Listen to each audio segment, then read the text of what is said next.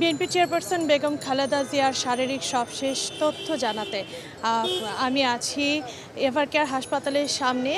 BNP chairperson Begum Khaleda জিয়ার শারীরিক অবস্থার যেটুকু তথ্য আমরা এর আগে গত বৃহস্পতিবার জানতে পেরেছি তার চিকিৎসক দলের পক্ষ থেকে সেদিন সবশেষ যে তথ্যটুকু আমাদের জানানো হয়েছে যে তিনি কিন্তু এখনও আগের মতোই আছেন।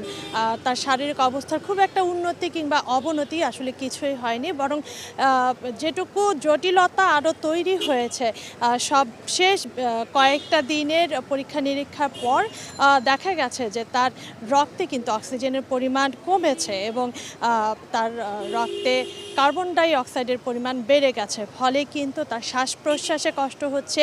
কিডনি জটিলতাও কিন্তু কিছুটা হলেও বেড়েছে জটিলতা, ফলে তাকে নিয়মিতই ডায়ালাইসিস দিতে হচ্ছে।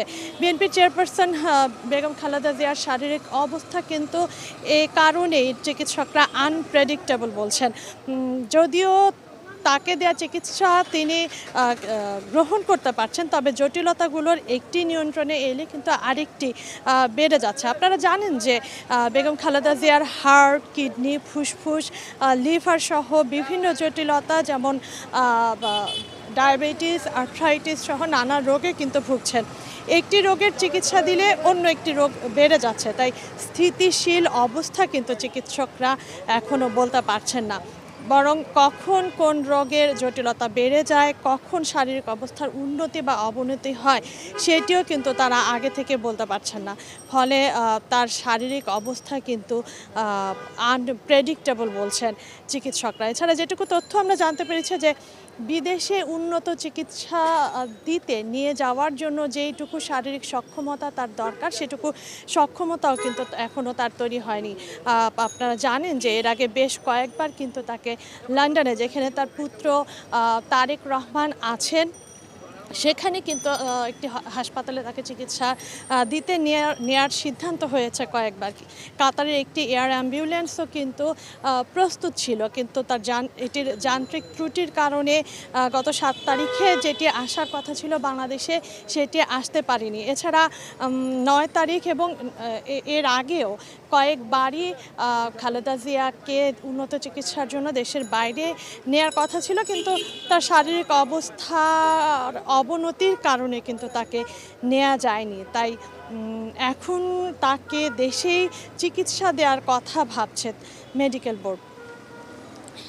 দর্শক নিশ্চয়ই জানেন যে বেগম খালেদা জিয়ার চিকিৎসার জন্য লন্ডন, আমেরিকা, চায়না এবং বাংলাদেশের 24 জন চিকিৎসক মিলে কিন্তু একটি মেডিকেল বোর্ড গঠন করা হয়েছে, যে মেডিকেল বোর্ডে নতুন করে যুক্ত হয়েছেন তার পুত্রবধূ ডাক্তার জুবাইদা রহমান, যিনি নিজেও একজন হৃদরোগ বিশেষজ্ঞ।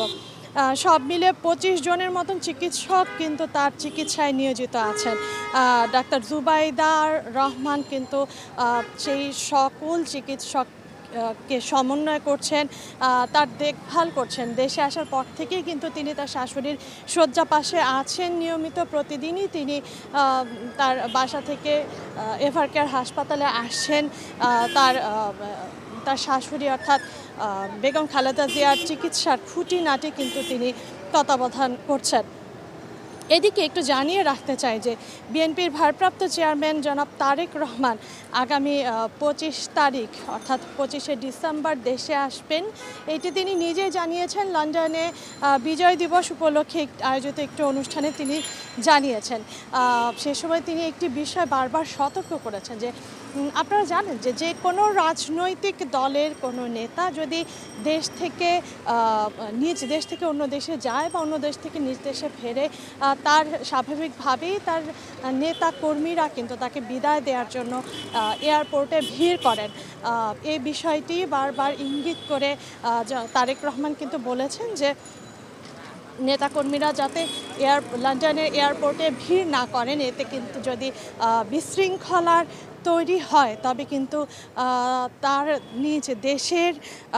নিজ দেশের এবং তার দলেরই কিন্তু সুনাম ক্ষুণ্ণ হবে।